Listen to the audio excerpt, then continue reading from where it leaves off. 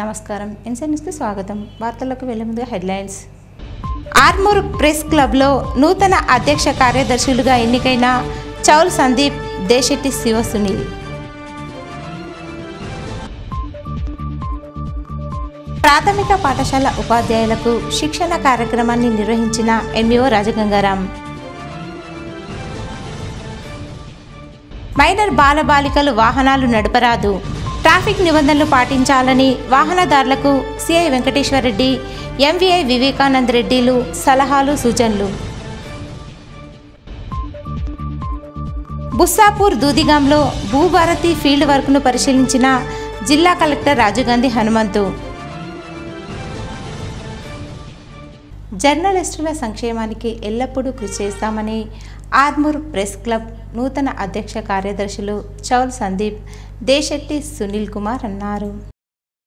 ఆర్మూర్ పట్టణంలోని press club భవనంలో Armoor press club ఎన్నికలు ప్రశాంత వాతావరణంలో కొనసాగాయి. ఎన్నికల అధికారులు రాజేశ్వర్ గౌడ్, పుట్టి మురళి ఆధ్వర్యంలో ఎన్నికలు నిర్వహించగా అధ్యక్ష కార్యదర్శులుగా చౌల్ సందీప్, దేశెట్టి సునీళ్లు భారీ మెజారిటీతో గెలుపొందారు. నూతన అధ్యక్ష కార్యదర్శులను ఆర్మూర్ ప్రెస్ క్లబ్ సభ్యులు ఘనంగా సన్మానించి శుభాకాంక్షలు తెలిపారు. ఈ సందర్భంగా నూతన అధ్యక్ష కార్యదర్శులు సందీప్, సునీల్ మాట్లాడుతూ జర్నలిస్టుల సంక్షేమం కోసం తమ వంతు కృషి చేస్తామని, జర్నలిస్టుల సమస్యలను ప్రభుత్వం దృష్టికి తీసుకెళ్లే విధంగా చూస్తామని అన్నారు. ఈ కార్యక్రమంలో మాజీ అధ్యక్ష కార్యదర్శులు, నూతన కార్యవర్గ సభ్యులు తదితరులు ఉన్నారు. పోటీలో ఉన్న సభ్యులందరూ కలిపి మొత్తం పోస్టుల గురించి ఫస్ట్ ఈసీ నుంచి స్టార్ట్ అవుతుంది ఫలితాలు. ఈసీ మెంబర్లుగా సామమురళి, చేతన్ ఇద్దరు యునానిమస్ గా గెలవడం జరిగింది. వారికి శుభాకాంక్షలు తెలియజేస్తున్నాం. జాయింట్ సెక్రటరీగా చక్రి గారు కూడా యునానిమస్ గా గెలవడం జరిగింది. వారికి ప్రత్యేక ధన్యవాదాలు తెలియజేస్తున్నాం. కోశాధికారిగా అజీం మరియు ప్రసాద్ ఇద్దరు పోటీ చేయడం జరిగింది. వారికి ఓటింగ్ శాతాన్ని ప్రసాద్కు 10 ఓట్లు మరియు అజీంకు 16 ఓట్లతో 6 ఓట్లతో అజీం గారు గెలవడం జరిగింది. వారికి 6 ఓట్లు లీడింగ్తో గెలవడం జరిగింది. వారికి ప్రత్యేక ధన్యవాదాలు. ఉపాధ్యక్షుడిగా జాన్ రమేష్ అండ్ ముత్యం ఇద్దరు పోటీ పడడం జరిగింది. దీనిలో ముత్యంకు 12 ఓట్లు, జాన్ రమేష్ కు 14 ఓట్లు, 2 ఓట్లతో జాన్ రమేష్ గారు గెలవడం జరిగింది. ప్రత్యేక ధన్యవాదాలు తెలియజేస్తున్నాము. ఈ కార్యదర్శిలో పోటీ చేస్తున్నటువంటి వారు పింజ సుదర్శన్ అండ్ దేశెట్టి సునీల్ గారు ఇద్దరు పోటాపోటీగా కొనసాగి దాని నుంచి పింజ సుదర్శన్ కు 8 ఓట్లు, సునీల్ కు 18 ఓట్లు తెలియజేస్తున్నాం. అధ్యక్షుడు జరిగినటువంటి ఎన్నికల్లో గంగల పద్మయ్య అండ్ సందీప్ పోటీ చేయడం జరిగింది. వారి ఎన్నిక గంగుల పద్మయ్య గారికి 7 ఓట్లు మరియు సందీప్ కు 19 ఓట్లు. వారికి ప్రత్యేక ధన్యవాదాలు తెలియజేస్తూ అందరికీ ధన్యవాదాలు. ఈరోజు జరిగిన ఆర్మూర్ ప్రెస్ క్లబ్ ఎన్నికల్లో నాకు గెలిపించిన మా జర్నలిస్ట్ అందరికీ పేరు పేరున ధన్యవాదాలు. మా సీనియర్ జర్నలిస్టులకు, నాతో పనిచేస్తున్న జర్నలిస్ట్ అందరికీ ధన్యవాదాలు. జర్నలిస్టుల సంక్షేమం కోసం నా వంతు చేస్తే ఖచ్చితంగా అన్ని సమస్యలను తెలుసుకొని గవర్నమెంట్ నుంచి పోయే విధంగా చూస్తాను. ఇక ఆర్మూర్ ప్రెస్ క్లబ్ ఎన్నికలు ప్రశాంత వాతావరణం జరిగేందుకు కృషి చేసిన మా ఎలక్షన్ ఆఫీసర్ రాజేశ్వర్ గౌడ్ అన్న గారికి, అదేవిధంగా పుట్టిమురళి అన్న గారికి ధన్యవాదాలు. ఆర్మూర్ ప్రెస్ క్లబ్ నూతన కార్యవర్గ ఎన్నికలో భాగంగా అధ్యక్ష కార్యదర్శులు, ఉపాధ్యక్షులను అలాగే మిగతా కార్యవర్గంతో చెందినటువంటి ఆర్మూర్ ప్రెస్ క్లబ్ పాత్రికేయులందరికీ పేరు పేరున కృతజ్ఞతలు తెలియజేస్తున్నాం. అలాగే ఎన్నికలు సజావుగా నిర్వహించిన ఎన్నికల కమిషన్ సిహెచ్ రాజేశ్వర్ గౌడ్ అలాగే పుట్టిమురళి గారికి కూడా ప్రత్యేకమైన ధన్యవాదాలు. రానున్న రోజుల్లో మా కమిటీ అందరి ఆధ్వర్యంలో, అధ్యక్షుడు ఆధ్వర్యంలో, కార్యదర్శుల ఆధ్వర్యంలో మేము మరింత జర్నలిస్టుల సంక్షేమం కోసం ముందుకెళ్తాం. తప్పకుండా మా అందరికీ సహకరించిన ప్రతి ఒక్కరికి పేరు పేరుస్తున్న కృతజ్ఞతలు. ఆర్మూర్ ప్రెస్ క్లబ్ ఎన్నికలు నిర్వహించినటువంటి నూతన వాళ్ళ అధికార యంత్రాంగం ప్రత్యేక ధన్యవాదాలు. అలాగే మాకు ఓట్లేసి నూతన అధ్యక్ష కార్యదర్శులు మమ్మల్ని ఎన్నుకున్నటువంటి ప్రతి పాత్రికేయులకు నాతో ధన్యవాదాలు, అలాగే శుభాకాంక్షలు చెందాను. ఆర్మూర్ ప్రెస్ క్లబ్ని అన్ని విధాలుగా అభివృద్ధి కోసం మాతో సహాయ సహకారాలు, అలాగే పాత్రికేయులకు ఎలాంటి సమస్యలను తీర్చడంలో మేము ముందుంటామని తెలియజేస్తా ఉన్నాము. మా ఎందుకు గౌరవం నుంచి మనం గెలిపించిన ప్రతి ఒక్కరికి కూడా ప్రత్యేక ధన్యవాదాలు. రోడ్డుపై వాహనాలు నడిపే ప్రతి ఒక్కరూ నియమ నిబంధనలు పాటించాలని ఆర్మూర్ ఏసీపీ వెంకటేశ్వరరెడ్డి, ఎంవీఐ వివేకానంద రెడ్డి అన్నారు. ఆర్మూర్ పట్టణంలోని సిటీ గార్డెన్లో రక్షా స్వచ్ఛంద సేవ సంస్థ ఆధ్వర్యంలో రోడ్డు భద్రత ట్రాఫిక్ నియమాలపై అవగాహన కార్యక్రమాన్ని నిర్వహించారు. ఈ సందర్భంగా ఏసీపీ వెంకటేశ్వరరెడ్డి, ఎంవీఐ వివేకానంద రెడ్డిలు మాట్లాడుతూ మైనర్ పిల్లలు వాహనాలు నడపరాదని, అదేవిధంగా వాహనాలు నడిపే ప్రతి ఒక్కరూ ట్రాఫిక్ రూల్స్ పాటించాలని సూచించారు. ఈ కార్యక్రమంలో రక్షా స్వచ్ఛంద సంస్థ అధ్యక్షులు కాంజే శ్రీనివాస్, కార్యదర్శి ప్రవీణ్ పవార్, సభ్యులు, వాహనదారులు తదితరులున్నారు. డీసీఎం వాళ్ళైనా సరే, లైట్ గూడ్స్ వెహికల్ వాళ్ళైనా సరే, మిమ్మల్ని వేధించాలనేది మా ఉద్దేశం కాదు, మీరు సేఫ్ గా ఉండాలనేది మా ఉద్దేశం. ఇందాక చెప్పిన యాక్సిడెంట్ కేసులలో ఆ కుటుంబాలు విచ్ఛిన్నమైన మేము అటెండ్ అవుతాం కాబట్టి మాకు ఆ బాధ తెలుస్తుంది. సార్ వాళ్ళ కంపెన్సేషన్ ఇప్పిద్దాం అనుకుంటారు, కాగితం సపోర్ట్ చేయదు. అందుకని ఆ బాధ వాళ్ళకి తెలుసు. ఏం ఉద్యోగం రా బాబు, పోలీసు ఉద్యోగం, వాళ్ళు ఎట్లా తింటారు, ఎట్లా వాంటారో పాపం వాళ్ళ కష్టాల ముందు అయితే. కాబట్టి మనం ఆ పని అది తగ్గిద్దాం, రోడ్డు నిబంధనలు పాటిద్దామా. చివరిగా నేను చెప్పేది ఏంటంటే, ఆర్టీఓ ఆఫీస్కి పోతే, ఏదైనా పనికి పోతే అట్లా ఉంటుందో ఇట్టుంటుందో ఎట్లా ఉండదు. మీరు ఆన్లైన్లో బుక్ చేసుకోండి, మా దగ్గరికి నేరుగా రండి. అనవసరంగా డబ్బులు అక్కడ ఇక్కడ తిరిగి ఖర్చు చేసుకోకండి, మధ్య వాళ్ళని బతికేయకండి. పని కాకపోతే నన్ను అడగండి, 100% మీకు పని చేసి పెట్టి. అందులో ప్రమాదము, బీద గొప్ప, వీడి పెద్దోడు చిన్నోడు చూడదు, ఈ కులము ఆ మతం ఏది చూడదు, ఒక్కడు చూస్తుంది భద్రంగా ఉన్నాడా. ఆ హెల్మెట్ పెట్టుకొని పోతున్నాడు. ఇప్పుడు చెకింగ్ లో పోలీసు వాళ్ళు ఆ హెల్మెట్ పట్టుకున్నాడు, అరే జామ్ జామ్ అరే ఈయన నైపోయినా ఇసుకుపక్కడు. అట్లనే ప్రమాదం కూడా ఇది పెట్టుకున్నాడు, ఈయన ఏమనద్దు పట్టుకొని. నా ప్రభుత్వాల ఉద్దేశము అందరం సేఫ్ గా ఉండాలని, కాబట్టి మనం పాటించి అందరం సేఫ్ గా ఉంటాం. మరి మన దేశం అన్నింటిలో ముందుకు పోతుంది, ఇందులో కూడా ముందుకు పోదాం అంటే ప్రతి దాంట్లో మనం అన్ని రంగాల్లో ముందుకు పైకి ఎదుగుతున్నాం. కానీ ఈ రోడ్డు ప్రమాదాలను నివారించాలి, మన చేతిలో ఉన్నది. అది 90% సార్ చెప్పినట్టు ఈ రోడ్డు ప్రమాదాలని ఎవరో చేసేది కాదు. 9 సెల్ఫ్ యాక్సిడెంట్స్ ఎవరు కాదు, వాడే నివారించవచ్చు కదా. మన జాగ్రత్త ఉంటే, ఇప్పుడు వాడు ఎదుటి వచ్చి గుద్దిండు, మనం ఎంత జాగ్రత్త ఉన్నా ప్రమాదం సార్ అది యాక్సిడెంట్ అని చెప్పి వస్తుందా? అది యాక్సిడెంట్ అంటే దాని పేరే యాక్సిడెంట్ గా జరిగేది యాక్సిడెంట్ అని. కానీ ఈ 9 ఎవడు చేసింది కాదు, వాడికి వాడు స్వయం కృతాపరాధం అంటారు కదా. మన అట్లాంటి ఎవడు కాపాడతాడు? మనమే అవేర్నెస్ తెచ్చుకోవాలి. సార్ చెప్పినట్టు హెల్మెట్ ధరించాలి. హెల్మెట్ ధరిస్తే ఈ 2 వీలర్ రైడింగ్ లో చాలా వరకు మనం బతికే అవకాశాలు ఉంటాయి. ఒకసారి ఆ బ్రెయిన్ కి ఎఫెక్ట్ అయినాక వాడు ఉన్నా కానీ బతికినా కానీ అది చచ్చిన శివంతో సమానం, అట్లా ఉంటుంది. ఖచ్చితంగా ఈ 2 వీలర్స్ మెయిన్ గా 2 వీలర్ యాక్సిడెంట్లలో హెల్మెట్ ధరించాలి. ఈ సెల్ ఫోన్ డ్రైవింగ్ అనేది ఆటోలు కానీ ఎవరు కానీ ఈవెన్ లారీస్ కానీ అది అవాయిడ్ చేయండి. దానివల్ల మనకు చాలా అదైతుంది. ఓవర్ స్పీడింగ్ అనేది చాలా ఉన్నాయి. ఓవర్ స్పీడింగ్ వల్ల చాలా మరణాలు సంభవిస్తున్నాయి. ఈ భద్రతా నియమాలు పాటించకుండా మనం చేసిన మన తప్పిదాల వలన జరిగే ఈ మరణాలను అరికట్టుదామని చెప్పి ఆర్మూర్ పట్టణంలోని రామ్ మందిర్ పాఠశాలలో హెచ్జిటి ఉపాధ్యాయులకు శిక్షణ కార్యక్రమాన్ని మండల విద్యాశాఖ అధికారి రాజగంగారాం ప్రారంభించారు. ఈ సందర్భంగా ఆర్పీలు ఉపాధ్యాయులకు పలు అంశాలపై శిక్షణ ఇచ్చారు. అనంతరం మండల విద్యాశాఖ అధికారి రాజగంగారాం మాట్లాడుతూ విద్యా ప్రారంభ సంవత్సరం విద్యార్థులకు బోధించే బోధనా పద్ధతులపై ఉపాధ్యాయులకు ప్రభుత్వ ఆదేశాల మేరకు ప్రత్యేక శిక్షణ కార్యక్రమాన్ని నిర్వహించడం జరుగుతుందన్నారు. ఈ కార్యక్రమంలో ఉపాధ్యాయులు తదితరులు ఉన్నారు. ఆర్మూర్ మండలంలో ప్రాథమిక పాఠశాలలో పనిచేస్తున్నటువంటి పిల్లపిల్లి ప్రధాన ఉపాధ్యాయులకి అలాగే సెకండరీ గ్రేడ్ ఉపాధ్యాయులందరికీ కూడా శిక్షణ కార్యక్రమం ఏర్పాటు చేయడం జరిగింది. ప్రభుత్వ ఆదేశానుసారం ఈ రోజు నుంచి ఈ నెల 24వ తేదీ వరకు 5 రోజుల శిక్షణ కార్యక్రమం ఏర్పాటు చేయడం జరిగింది. మండలంలో నుంచి 8 మంది ఆర్పీలను జిల్లా స్థాయికి పంపి అక్కడ శిక్షణ ఇప్పించేసి వారి ద్వారా మండలంలోని ఉపాధ్యాయులందరికీ కూడా శిక్షణ కార్యక్రమం ఏర్పాటు చేయడం జరిగింది. సో ఇందులో 91 మంది సెకండరీ గ్రేడ్ ఉపాధ్యాయులు, 15 మంది ఎల్ఎఫ్ఎల్ ప్రధాన ఉపాధ్యాయులు పాల్గొనడం జరుగుతుంది.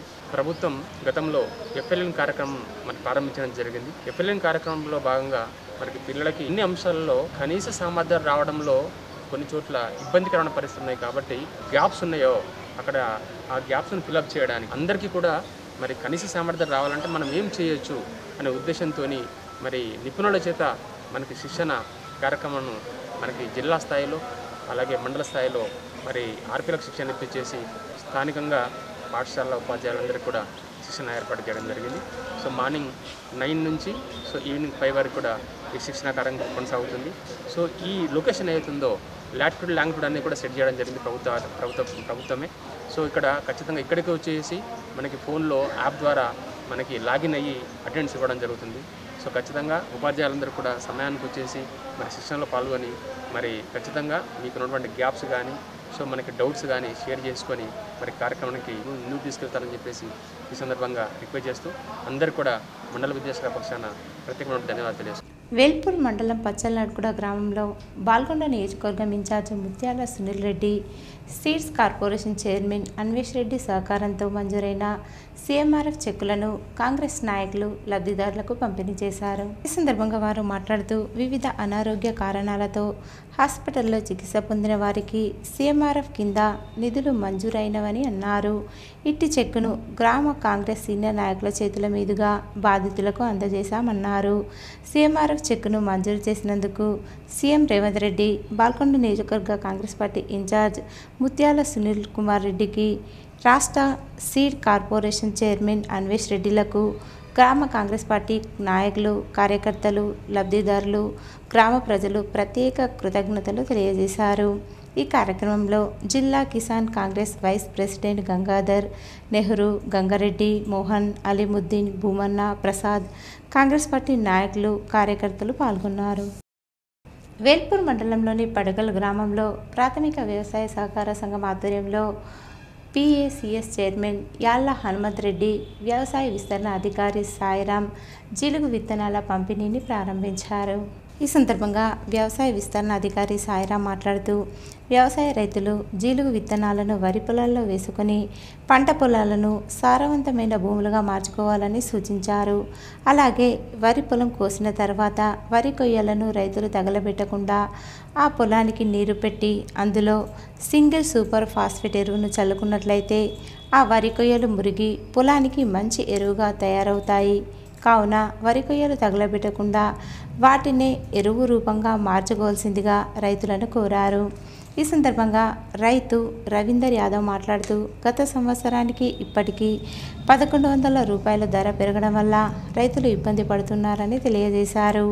ఈ కార్యక్రమంలో society CEO Mohan, vice chairman, డైరెక్టర్లు, మాజీ డైరెక్టర్ పుణ్యరాజ్, ఉప సర్పంచ్ యాళ్ల శ్రీనివాస్, వ్యవసాయ విస్తరణ అధికారి సాయిరాం, రాజు, రైతులు రవీందర్ యాదవ్, కొండ, రాజు, బాలకృష్ణ, భూమేష్ రైతులు పాల్గొన్నారు.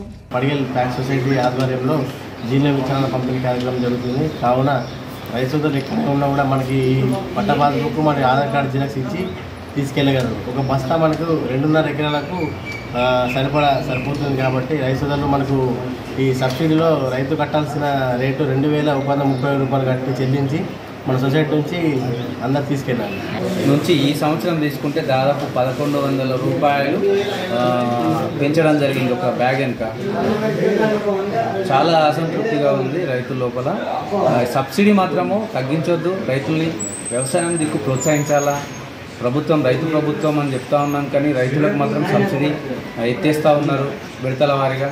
కాబట్టి ప్రభుత్వానికి విన్నపం ఏంటంటే సబ్సిడీ మాత్రం ఎత్తేయద్దు, రైతులు ప్రోత్సహించాలా, వ్యవసాయం దిక్కు మలిచి వాళ్ళకు ప్రోత్సహిస్తే బాగుంటుంది అనేది ఈ ప్రభుత్వానికి విన్నవించుకుంటుంది. బాల్కొండలో 5 రోజుల పాటు ఉపాధ్యాయులకు శిక్షణ బాల్కొండ ZPHS పాఠశాలలో చేపట్టారు.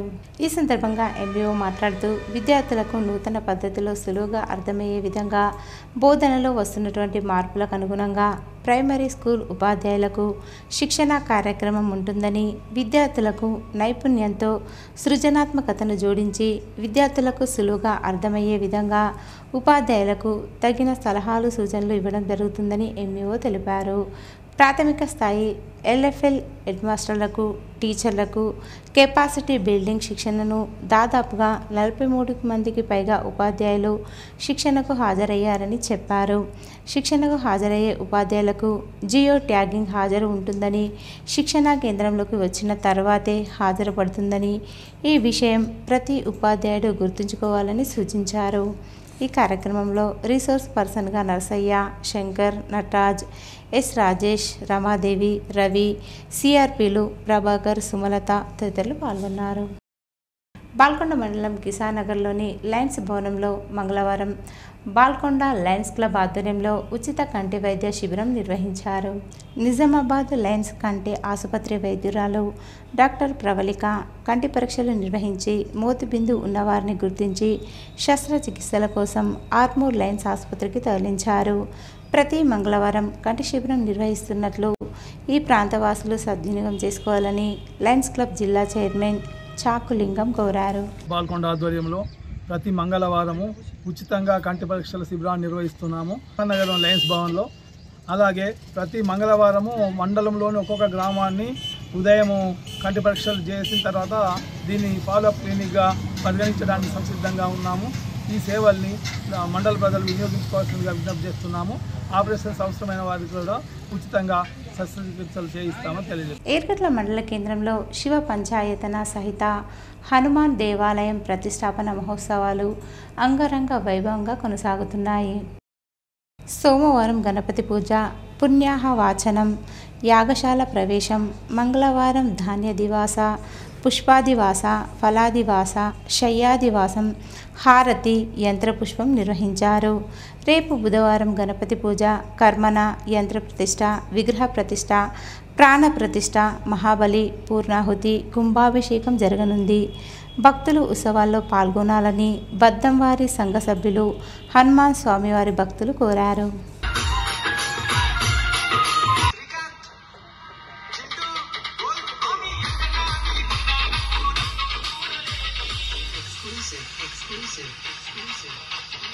అమెరికాలోని ఓక్ ఫారెస్ట్ యూనివర్సిటీలో తనయుడి గ్రాడ్యుయేషన్ కార్యక్రమంలో ఎమ్మెల్సీ కల్వకుంట్ల కవిత దంపతులు పాల్గొన్నారు. అమెరికాలోని ఒక ఫారెస్ట్ యూనివర్సిటీలో జరిగిన గ్రాడ్యుయేషన్ కార్యక్రమానికి ఎమ్మెల్సీ కవిత, అనిల్ కుమార్ దంపతులు హాజరయ్యారు. గ్రాడ్యుయేషన్ డేకు సంబంధించిన ఫోటోను సామాజిక మాధ్యమాల్లో షేర్ చేసి ఎమ్మెల్సీ కవిత తన ఆనందాన్ని వ్యక్తం చేశారు. ఆదిత్య, నీ చిట్టి చేతిని పట్టుకోవడం నుండి నువ్వు డిగ్రీ పట్టుకోవడం వరకు చూశాను. ఎంత గొప్ప ప్రయాణం అది. నువ్వు చాలా కష్టపడ్డావు, ఎంతో ఎదిగావు, మేమందరం గర్వపడేలా చేశావని ఎక్స్లో పేర్కొన్నారు. ఒక తల్లిగా ఎంతో గర్వపడుతున్నానని సంతోషం వ్యక్తం చేశారు. కాగా ఈ గ్రాడ్యుయేషన్ కార్యక్రమంలో పాల్గొనడానికి 7 రోజుల పాటు అమెరికా పర్యటన ఢిల్లీలోని సిబిఐ ప్రత్యేక కోర్టు అనుమతి ఇచ్చిన విషయం తెలిసిందే. దాంతో ఈ నెల 23వ తేదీన ఎమ్మెల్సీ కవిత తిరిగి హైదరాబాద్ చేరుకుంటారు. బాల్కొండ నియోజకవర్గంలో బుస్సాపూర్, దూదిగాం గ్రామాల్లో భూభారతి ఫీల్డ్ వెరిఫికేషన్ ప్రక్రియను జిల్లా కలెక్టర్ రాజీవ్ గాంధీ హనుమంతు తనిఖీ చేశారు. నిజామాబాద్ జిల్లా కలెక్టర్ రాజీవ్ గాంధీ హనుమంతు బుస్సాపూర్ దుర్గంలో భూభారతికి వచ్చినటువంటి ఫిర్యాదులను ఫీల్డ్లో తనిఖీ చేయడమైంది. ఆ భూ వివాదాలకు సంబంధించిన వాటి పరిష్కారాలను, తగు సూచనలను జిల్లా కలెక్టర్ ఎంఆర్ఓలకు, ఆర్ఐలకు తెలియజేశారు. మెండోరాలోని ప్రభుత్వ పాఠశాలను నిర్వహిస్తున్న భూభారతి డెస్క్ పనులను తనిఖీ చేసి తగు సూచనలను, సమస్యలకు తగు సలహాలను ఆర్డీఓకు తెలియజేయడమైంది. ఈ కార్యక్రమంలో ఆర్మూర్ ఆర్డీఓ, మెండోరా తహసీల్దార్, ఆర్ఐ పాల్గొన్నారు. దర్పల్లి మండల కేంద్రంలో ఇందిరమ్మ ఇళ్ల పంపిణీలో అవకతవకలు జరిగాయని గ్రామస్తులు పంచాయతీ కార్యదర్శిని నిలదీశారు. దర్పల్లి మండలం మద్దుల తండలో ఇందిరమ్మ ఇళ్ల లబ్ధిదారులు గ్రామ పంచాయతీ కార్యదర్శిని నిలదీశారు. అన్ని అర్హతలు కలిగిన తమ పేరును తొలగించి అన్ని ఉన్న వారి పేర్లు చేర్చడం పట్ల పేద గిరిజనుల ఆగ్రహం కట్టలు తెంచుకుంది. ఇందిరమ్మ కమిటీ సభ్యులు, అధికారులు కలిసి 29 మంది లబ్ధిదారుల జాబితాను ప్రకటించారు. అధికారులు తుది జాబితాలో 11 మందిని అనర్హులుగా ప్రకటించారు. ఈ సందర్భంగా ఇందిరమ్మ ఇళ్ల లబ్ధిదారులు, ఇందిరమ్మ ఇళ్ల కమిటీ సభ్యులు మాట్లాడుతూ తుది జాబితా తమకు తెలియకుండానే అధికారులు వారి ఇష్టానుసారం తయారు చేయడం ఏంటని మండిపడ్డారు. తమకు ఇల్లు వస్తుందని పెంకుటిళ్లను కూల్చివేసుకున్నామని వారు ఆవేదన వ్యక్తం చేస్తున్నారు. పూడి గుడిసెలో ఉన్నవారు తమకు కట్టుకోవడానికి భూమి ఉందని, అయినా తమ పేర్లు తొలగించడం బాధాకరమని అన్నారు. పై అధికారులు స్పందించి నిజమైన అర్హులకు ఇందిరమ్మ ఇల్లు ఇవ్వాలని మీడియా ముందు గోడు వెళ్లబోసుకున్నారు. పంచాయతీ కార్యదర్శి భాస్కర్ను మీడియా ప్రతినిధులు వివరణ కోరగా ప్రభుత్వం ఇచ్చిన ఉత్తర్వుల మేరకు అర్హతలు కలిగిన వారిని తుది జాబితా తయారు చేయడం జరిగిందని, ఎవరి దగ్గర డబ్బులు తీసుకోలేదని ఆయన వివరణ ఇచ్చారు. ఈ కార్యక్రమంలో పంచాయతీ కార్యదర్శి, ఇందిరమ్మ కమిటీ సభ్యులు, గ్రామాభివృద్ధి కమిటీ, ఇందిరమ్మ ఇళ్ల లబ్ధిదారులు పాల్గొన్నారు. అది నెంబర్ ఉంది ఇందిరమ్మ. నా ఇంటి పక్క పొంట భూమి రిజిస్ట్రేషన్ కావాలా, ఏది కావాలా మొత్తం తెచ్చుకున్నాడు. 3 సార్లు వచ్చిండు సార్, అన్ని ఓకే చేసిండు. ప్లాట్ కూడా వచ్చింది. వచ్చిన తర్వాత ఏమైందంటే ప్లాట్ లేదు, వేరే వాళ్ళకి పోతుంది అంటే సార్ పోయి అడిగిన. సార్కు అడిగితే సార్ ఏమంటుండు, కమిటీలు కట్ చేసారు. ఇప్పుడేమో కమిటీలు కాదంటుండు. ఆ రోజేమో కమిటీ కట్ చేసింది నీ ప్లాటు, వేరే వాళ్ళకి లేను. నాకు కూనీళ్ళు ఉంది కదా, నాకు 5 బిఘాల భూమి లేదు, నాకు 3 బిఘాల భూమి ఉంది, నాకు కూనీళ్ళు ఉంది. మరి నాకు వచ్చిన ప్లాట్ ఏమైంది? సార్ని అడిగితే సార్ ఏమన్నాడు, కమిటీ కట్ చేసి అని చెప్పినా సార్. అదే మరి కమిటీ కట్ చేయాలని కమిటీ నీ కూడా అంటుంది కదా, నీ కూడా కమిటీ కట్ చేయాలంటుంది. తెలంగాణ రాష్ట్ర ప్రభుత్వం తగ్గించిన మెట్రో ఛార్జీలు మే 24 నుండి అమల్లోకి వస్తాయని స్పష్టం చేసింది. 3 మెట్రో కారిడార్లలోని అన్ని ఛార్జీల జోన్లలో కొత్తగా సవరించిన ఛార్జీలపై ఈ తగ్గింపు ప్రకటించింది. తగ్గించిన ఛార్జీలు మే 24 నుంచి అమల్లోకి వస్తాయని ప్రకటించింది. FFCC సిఫార్సుల ఆధారంగా ఛార్జీల సవరణ జరిగిందని పేర్కొంది. ఈ పరిణామంపై L&T metro rail Hyderabad limited MD CEO KVB Reddy మాట్లాడుతూ L&T మెట్రో రైలు బాధ్యతాయుతమైన పట్టణ రవాణా ఆపరేటర్గా హైదరాబాద్ ప్రజలకు సమర్థవంతమైన సరసమైన ప్రయాణ సౌకర్యం కల్పించేందుకు కట్టుబడి ఉందని చెప్పారు. మెట్రో కార్యకలాపాలు స్థిరంగా కొనసాగేందుకు ఛార్జీల సవరణ అనివార్యమైందని, అయినప్పటికీ ప్రయాణికులపై పడుతున్న ఆర్థిక ప్రభావాన్ని మేము అర్థం చేసుకుని ఛార్జీల తగ్గింపు నిర్ణయం తీసుకున్నట్లు తెలిపారు. కాగా ఇటీవల మెట్రో యాజమాన్యం ఛార్జీలను పెంచింది. కనీస ఛార్జ్ 10 రూపాయల నుంచి 12 రూపాయల వరకు, గరిష్ట ఛార్జ్ 60 నుంచి 75కు పెంచింది. ఛార్జీల పెంపుపై ప్రయాణికులు, ప్రతిపక్షాల నుంచి తీవ్ర విమర్శలు వ్యక్తమయ్యాయి. ఈ నేపథ్యంలో తాజాగా పెంచిన ఛార్జీలను సవరిస్తూ నిర్ణయం తీసుకుంది. జూన్ 2న తెలంగాణ ఆవిర్భావ దినోత్సవం సందర్భంగా రాజీవ్ యువ వికాస్ పథకానికి ఎంపికైన లబ్ధిదారులకు చెక్కులను తెలంగాణ రాష్ట్ర ప్రభుత్వం పంపిణీ చేయనుంది. జూన్ 2న తెలంగాణ ఆవిర్భావ దినోత్సవం సందర్భంగా వీటిని పంపిణీ చేయాలని, 3 నెలల్లో నెలకు 2,000 కోట్ల చొప్పున ఖర్చు చేసి యూనిట్లు గ్రౌండింగ్ చేయాలని భావిస్తోంది. ఈ పథకం కింద ఇప్పటికే జిల్లాలో క్షేత్రస్థాయి పరిశీలన ప్రక్రియ ప్రారంభమైంది. ఈ నెల 25 నాటికి జిల్లా మంత్రుల అనుమతితో లబ్ధిదారుల ఎంపికను పూర్తి చేసేందుకు సంక్షేమ శాఖలు సిద్ధమయ్యాయి. ఈ పథకానికి రాష్ట్ర వ్యాప్తంగా దాదాపు 16.20 లక్షల దరఖాస్తులు వచ్చాయి. లక్ష్యం మేరకు ఇందులో దాదాపు 5 లక్షల మంది యువతకు గరిష్టంగా 4 లక్షల విలువైన యూనిట్లు మంజూరు చేయనున్నారు. యూనిట్ కేటగిరీల వారీగా వచ్చిన దరఖాస్తులను ప్రభుత్వం అంచనా వేసింది. లక్షలోపు రుణాల కోసం నిర్దేశించిన లక్ష్యం కన్నా దరఖాస్తులు తక్కువగా 1 నుండి 2 లక్షలు, 2 నుండి 4 లక్షల యూనిట్ల కేటగిరీ రుణాలకు భారీగా దరఖాస్తులు వచ్చినట్లు గుర్తించింది. ఉదాహరణకు ఎస్సీ కార్పొరేషన్ కింద 2 నుండి 4 లక్షల విలువైన యూనిట్లు 20,000 మంజూరు చేయాలని లక్ష్యంగా పెట్టుకుంటే దాదాపు 3.24 లక్షల మంది పోటీ పడుతున్నారు.